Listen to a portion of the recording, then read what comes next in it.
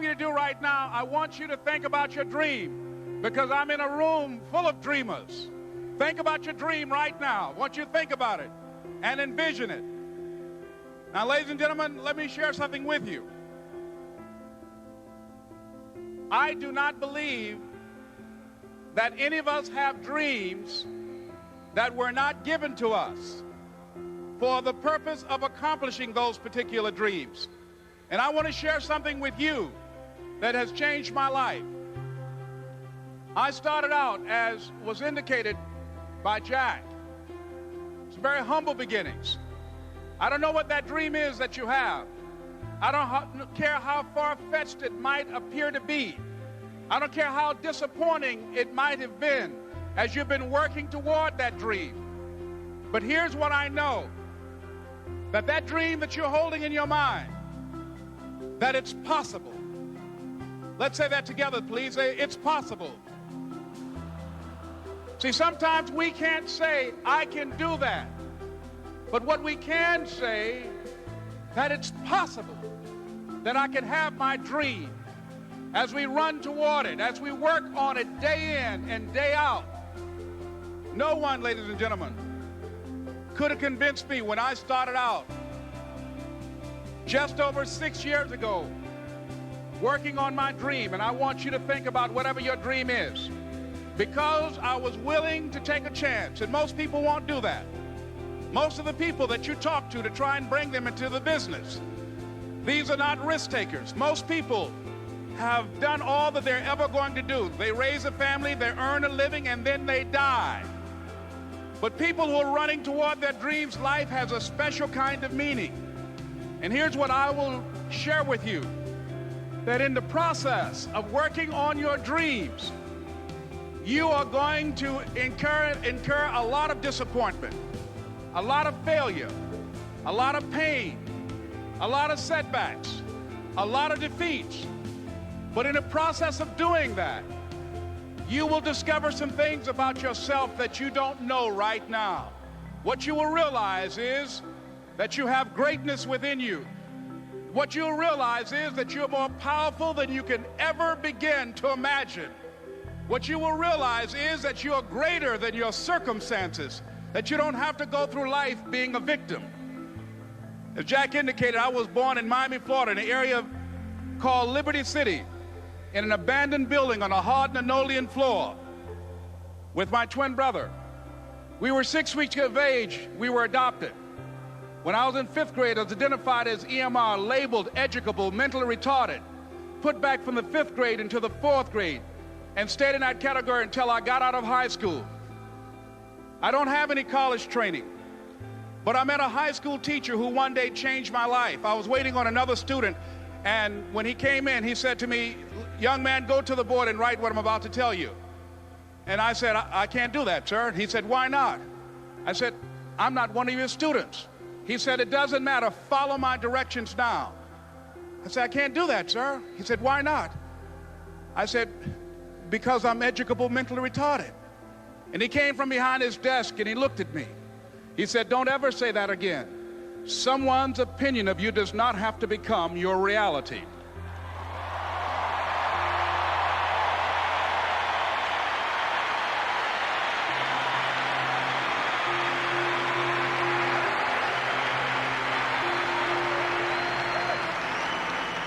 And that man, Mr. Leroy Washington, did something for me. He started planting seeds in my mind that enabled me to begin to dream, as Dexter has been doing for you. And ladies and gentlemen, I started working on my dream. And most people don't work on their dreams. Why? For many years I didn't. One is because of fear. The fear of failure. What if things don't work out? And the fear of success. What if they do and I can't handle it? The other thing is that most people, ladies and gentlemen, they get comfortable. They stop growing, they stop working on themselves, they stop stretching, they stop pushing themselves, and they end up becoming very cynical about life, and they throw in the towel on themselves, and on their families, and on their dreams. And the other thing is that most people don't feel worthy. What I'm doing now, I could have been doing years ago. But because I did not have a college education, because I didn't believe in myself, Because I allowed other people's opinion of me to control my destiny, I didn't act on my ideas. So I applaud you for your dreaming, for your running toward your dream. I applaud you for believing in yourself, because that's what life is about, stretching and challenging, looking for ways that you can begin to improve yourself. And ladies and gentlemen, as a result of stretching out, of acting on my dream, and I don't know what that dream is for you, I can tell you that it's possible. No one could have convinced me that after just over 6 years, I will have my own book entitled Live Your Dreams. Just over 6 years, I will have 5 specials on public television. Just over 6 years, I've done motivational speaking for AT&T, Procter & Gamble, McDonald's Corporation, Xerox, IBM. Just over 6 years. I will now have my own talk show that will premiere on Monday, Labor Day. I'm saying to you, your dream is possible. Your dream is possible. But not only is it important that you believe and begin to know that it's possible for you to live your dream as you run toward it, but I've done something that I want to share with you called Choosing Your Future. In fact, I've developed a set of tapes talking about how to begin to create your own reality by choosing your future. And not only is it important for you to know it's possible for you to choose your future, but it's necessary that you work on yourself, that you develop yourself.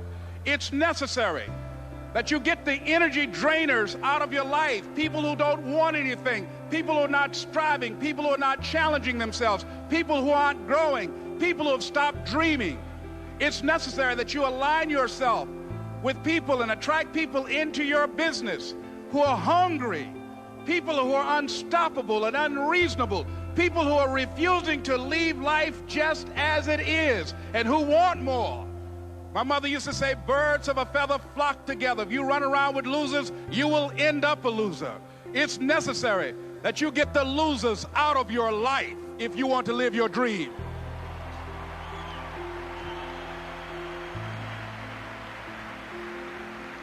It's necessary to know that everybody won't see it, that everybody won't join you, that everybody won't have the vision. It's necessary to know that a lot of people like to complain, but they don't want to do anything about their situation, that you are an uncommon breed. You know, you have to know within yourself that I can do this. Even if no one else sees it for me, I must see it for myself. That's necessary. It's also, ladies and gentlemen, necessary that you be creative when you're working on your ideas, that you understand the importance of changing up, of readjusting your strategies. Many times we can have a great idea, but if you're not advancing it in the right way and things don't happen, you become discouraged and think the idea doesn't work. No, that's not true. It's necessary that we become creative. I remember when I was in New York walking down the street, and a guy approached me and said, "Hey, mister, can I shine your shoes?" And I said, "No, I'm in a hurry. I don't have time." I kept walking. Someone else said, "Hey, man, your shoes look clutty. May I shine your shoes?" I said, "No, I don't have time. I'm sorry, I'm busy."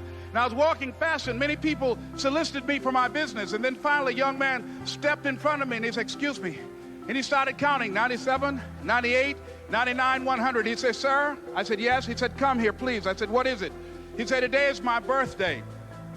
And every year, just to thank God for another year of life, the 100th person who passes my shoe shine stand, I offer them a free shoe shine. Would you give me the honors?" I said, "Why, sure." I got up on the shoe shine stand, George, and I sat there, and he shined my shoes diligently. And when I got down, I looked at them, they were sparkling. And I was walking away, and I said, "Thank you." And I stopped, I said, "Excuse me, but how much do you usually charge?" He said, "Only $2.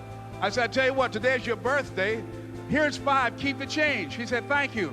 As I was walking away, looking in the opposite direction at other people coming, he started counting again. 97, 98, 99, 100.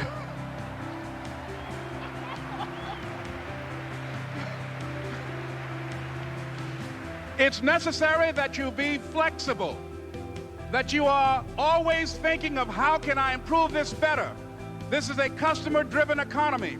It's necessary for you to always explore various ways in which you can improve the quality of service that you're providing for the people in your organization. I remember something a major company had talked about, the extra value service they were providing for their customers. And the lady who had the news conference summarized it this way. She said, "It's not our intention to satisfy our customers or to please our customers. Our intention is to amaze them." It's necessary, if you're going to compete today, that you look for ways to amaze your customers by being one of those individuals that keep your commitments, that keep your word, that's relentless. It's necessary as you work with the people that you bring into your organization, that they see that you are a good example of a person to work with, because you model integrity and determination and ambition and truth and honesty and the way in which you conduct business. The next step is, that is you. That is you. That no one can do it for you but you. And even though you face disappointments, even though you will experience some setbacks, it goes with the territory. You must understand that. I remember I was playing a game with my 9-year-old son, John Leslie, and I beat him 10 straight games in a game called Connect 4. And finally, I said, "John Leslie, I'm bored. I don't want to play you anymore." And I got up. I said, "I'm ready to go to sleep now." And repeat out to me, please. Let's say this together. It's not over until I win. John Leslie said, "No, you can't go now, Dad." I said, "Why?" He said, "It's not over until I win." That was his attitude. We sat down and we played several other games. And finally, after the 11th game, John Leslie won, and he got up and he yawned. And he said, "I'm ready to go to sleep now." And I'm saying to you, what if all of us took that attitude after we face a rejection and a no, or we have a meeting and no one shows up, or somebody say, "You can count on me," and they don't come through? What if we have that kind of attitude? The car's repossessed. Nobody believes in you. You've lost again and again and again. The lights are cut off, but you're still looking at your dream, reviewing it every day, and say to yourself, "It's not over until I win."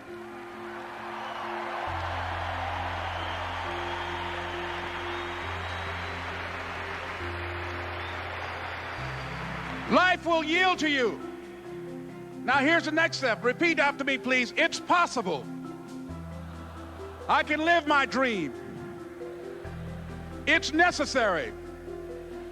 I work on myself. Surround myself with winners. Become creative. It's me. I've got to make it happen. It's not over until I win.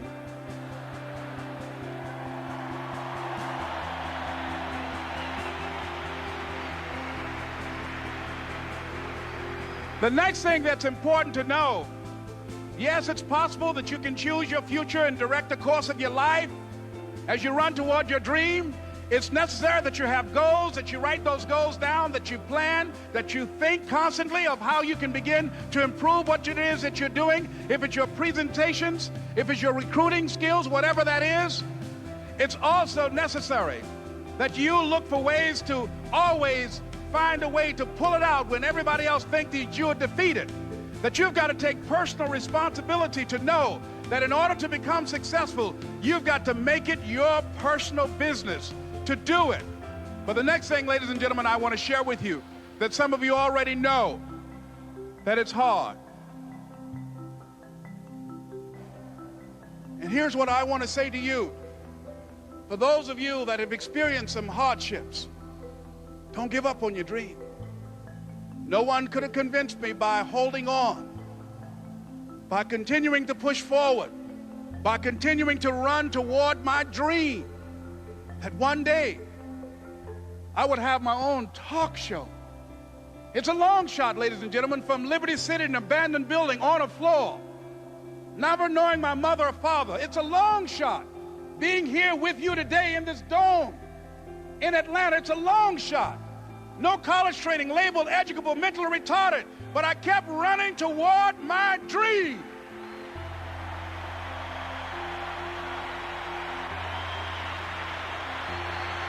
Don't stop.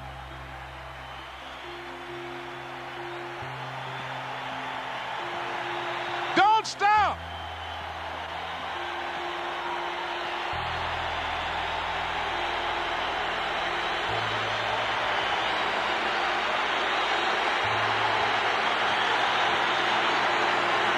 stop running toward your dream.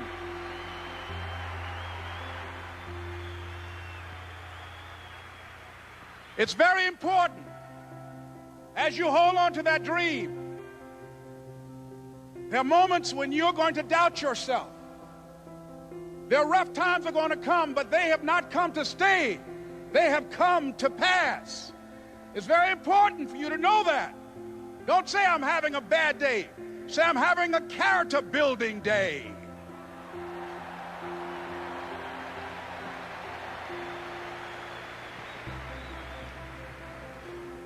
It's very important for you to believe that you are the one to make this happen. I remember this high school teacher, Mr. Leroy Washington, at the end of school one June, it was just a few days before we were supposed to leave, and I just got my report card, and it indicated that I'd failed history, and I'd failed English, and I would have to go to summer school. And I was feeling within myself that I was a failure, that I'm slower than most people in getting paperwork, and I was feeling down on myself and very negative. And Mr. Washington was giving a speech to the graduating seniors, and I was in 11th grade. And even though I wasn't supposed to be in there, I went in there because the speech he was giving, that speech was for me. And as he talked, my heart began to beat fast. Tears began to run down my eyes, and I was in the back just listening to him because he said, and he was a very dramatic man. I still talk to him to this day. He said, as graduating seniors of Booker T. Washington High School, I want you to know that you're blessed and highly favored, and that as you go toward the future, begin to know that you have greatness within you. And if just one of you here begin to envision yourselves as being blessed and highly favored to reach your goals, if just one of you capture the essence of what that means, that you have greatness within you and a responsibility to manifest that greatness, that you can make your parents proud, you can make your school proud, you can touch millions of people's lives, and the world will never be the same again because you came this way. And the students gave him a rousing standing ovation. And as he left the auditorium, I ran down the steps and I caught him in the parking lot. I said, Mr. Washington? He said, yes. I said, do you remember me, sir? He said, no. I said, my name is Leslie Brown. My mother, she works in the cafeteria here. I'm one of the twins, Leslie and Wesley. I said, Mr. Washington, but you know, I got these big dreams. I like talking to people. I love people. I said, I want to work with people, and I got this dream of buying my mama a home. Could I do that, Mr. Washington? He said, it's possible, Mr. Brown. And as he walked away, I called him again. I said, Mr. Washington? He said, what do you want now? I said, I'm